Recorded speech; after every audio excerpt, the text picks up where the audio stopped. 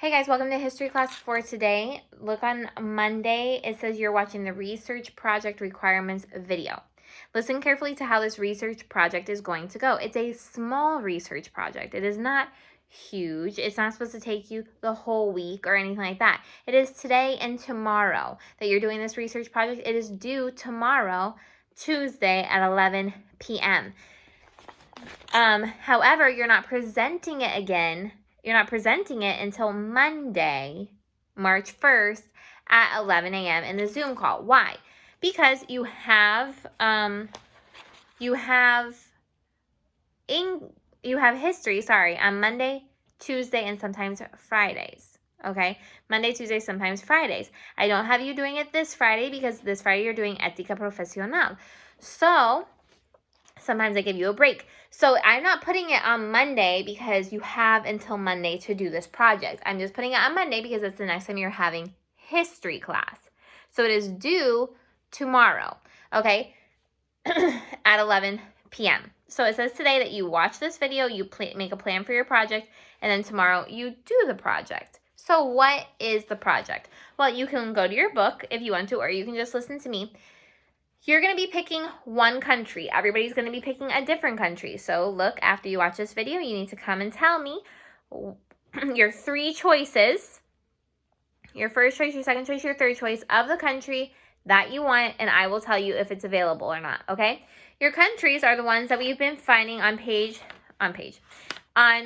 chapter 2 of Asia. So I'm starting on page 42, you're going to see Israel, Lebanon, Syria and Jordan, Iraq, Saudi Arabia. Then the smaller countries, which are Kuwait, Bahrain, Qatar, the United Arab Emirates, Oman, Yemen. Then you have Turkey, Iran, and the Transcaucasian Republics, Georgia, Armenia, Azerbaijan. Okay? Those are the ones that you can pick from. No more, no less. Those are the ones that are your choices. Okay? So if you don't know which country or you're a little confused about which one to pick, go back and listen to that list again, write them down, and decide which one you want. Okay? Ooh, the other one I could include is, Cyprus. Cyprus, the island nation. Okay? So what are you going to be doing with those? You're going to be presenting the geography of them, okay? But here's the thing. I do not want this to be a 5th grade project. I do not want this to be an 8th grader's project. I want this to be a 10th and 11th grade project. So you need to write down the requirements of the things that you are giving me about this country. Okay? Number 1, you are going to be telling me the basic information of this country. The basic information includes the population, obviously the continent that it's in, even though we all know it's in Asia, what part of Asia that it's in, the language spoken, the capital, what the flag looks like. Okay? Then, this is the specific information that I want to know.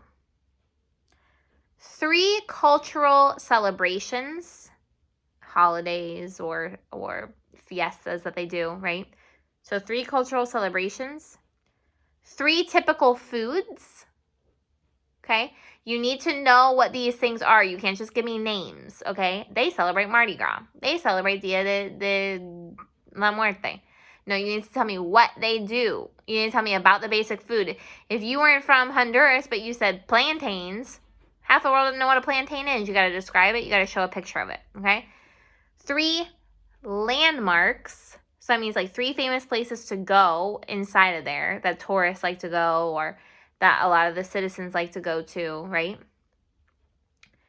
3 major religions found in the country. And the governmental structure. So is it a dictator? Is it run by parliament? Etc., etc. Okay, you can give more information about the country, different information about the country, problems that are happening in the country or anything like that, but those things have to be mentioned. Okay, the things that I told you. Now, what are you going to do with this? You are going to make a infographic, you could call it. Okay, you are going to make an infographic of this. It can be a normal size paper. It could be bigger. It is up to you, but you want to decide the size of it based on the requirements that I'm about to give you. It cannot be smaller on a piece of paper, but it can be bigger. But listen to the number one rule. There can be no white space. So we could say there could be no blank space, basically, okay? Which means, well, we're going to keep it white. You cannot have just white space. You cannot have any white space. What do I mean by that? Look at this right here.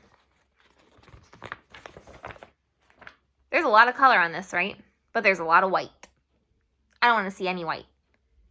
You either have to color the entire thing, you have to cover it with different colors of different color papers, okay?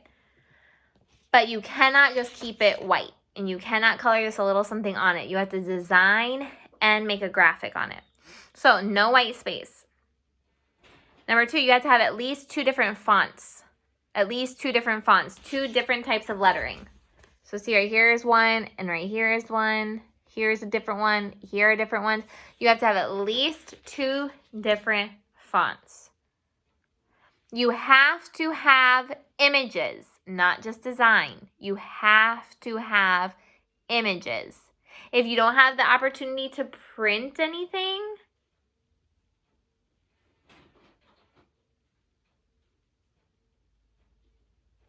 you have to at least do symbols. So if you don't have the opportunity to print anything, you have to at least do symbols. Okay, but printing would be better. And there has to be a 3D effect. What does that mean? You have to at least glue one thing to this project. It cannot just be plano. It cannot just be one piece of paper. There has to be at least pictures glued onto it, different pieces of paper glued onto it to make it more than just one piece of paper. Glue the title onto it from different lettering, but it has to have at least one 3D effect. I don't mean 3D like it comes at you. 3D as in like more than one dimension of a piece of paper. Okay? So, again, no white space. Must have 2 different types of font. Must have images or at least symbols. It must have a 3D effect, aspect to it. And it is turned in by tomorrow at 11 p.m.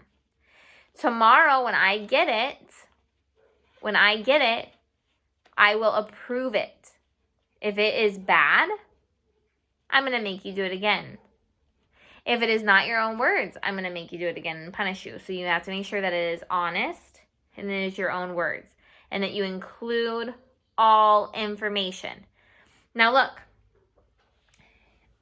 when I say you have to know what the typical foods are, what the cultural celebrations are and different stuff like that, I don't care if you don't include that in your infographic, okay? I don't care if you don't include the details. You do need to include those things, but you don't have to give a description until you present it. It's totally fine to give me a list of those things, okay?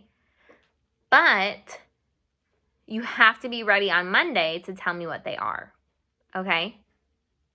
And when I said the flag, that means there's somewhere in your infographic, the flag has to be represented of the country, because how else are we going to see the flag unless we know where it is?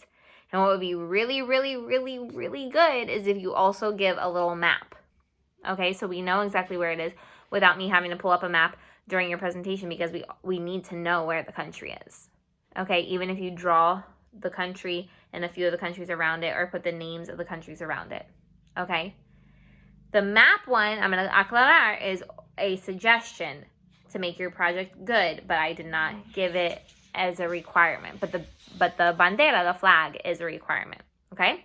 If you didn't sit down and write down those requirements and you're just hoping that you're going to remember them, go back and watch the video and write it down. Because you need to make sure that you do everything. You're held accountable for everything I say in this video, just like your civil rights essay. Okay, let me know if you have any questions.